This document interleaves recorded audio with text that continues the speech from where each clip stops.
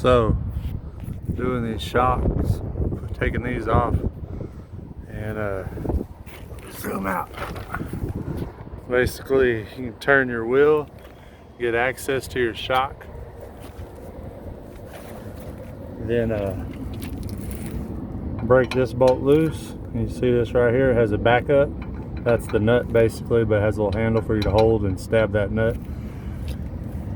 Then you go up here, put a wrench on this, go ahead and break it loose, and once you break it loose, you just hold the wrench on that and then undo your rubber so it doesn't twist. And then you just sit here and twist this shock while you hold that wrench right there. And that's what I'm about to do, get that out, and we'll put the new one on. All right, so I just got the nut off, and then we'll take the washer and the rubber off, and you just push this bad boy down. I'll undo this screw, undo this screw because I broke it loose earlier, and there goes that little nut, locking nut that backs itself up. So we pull that out and we wiggle it. If it gives you any trouble, let me show you what to do. Get you a wrench under here. Just pry up on that, break that rubber that's in a bind.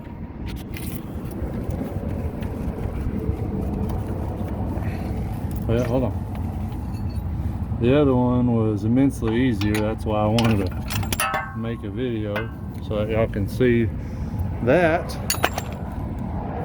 you don't have to pay a mechanic to do those shocks. Sometimes they'll charge you 150 bucks or so to change your shocks, even if you buy them. And like, especially if you buy them, they charge way more if they have to buy them. And it's just too easy, man. Put it in there, get it all ready, let it raise up into that hole, and then put the other rubber and washer on, screw it tight down here, bam, done.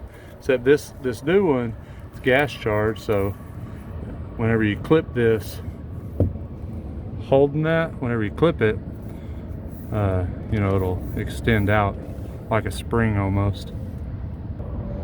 And let me show you this part. So you got that rubber, and you want that part up top, it's bigger. The other side's a lot smaller, and so the big side goes towards the hole in the frame, no matter which side of the frame it's on. Okay, so big side, and small side goes inside the metal washer for a tight fit. Okay, and when that big side goes in that frame, it is a pretty tight fit. It's perfect almost, and so it helps stabilize all that, so there's not wiggle room. Of course, if you tighten it down tight enough, it doesn't matter. It's not going to have much wiggle room anyways. But anyways, figured I'd add that. And I'll go ahead and show you this part. So let me take off this nut, and then you take this. See how it's too tall? All you got to do with these gas compression ones, especially the other ones that are just like hydraulic, the hydraulic ones, when you push them down, they stay. This gas one, you push it down, it comes back up. That's why it's got that keeper, that plastic keeper there. So you take it and you push it, and then you just aim it up through the hole like that. Make sure you got your rubber in there, and you do. And then remember, you put that big side down first, and then, sorry, I had to grab the washer. You put the washer with the shape going over the rubber properly like that, then you put your new nut on there like that, and all you'll do is just get you some scissors or wire snip.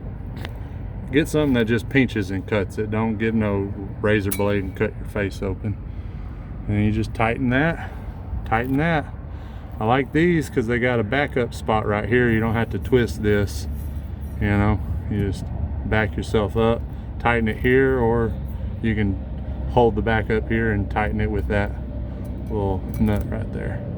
All right, that's it, folks. Change your own shocks, keep them up. There's no excuse. You can do it. Mechanic can do it too. I know they got to eat. Their family's got to eat. They're good people. Anyways, get her done.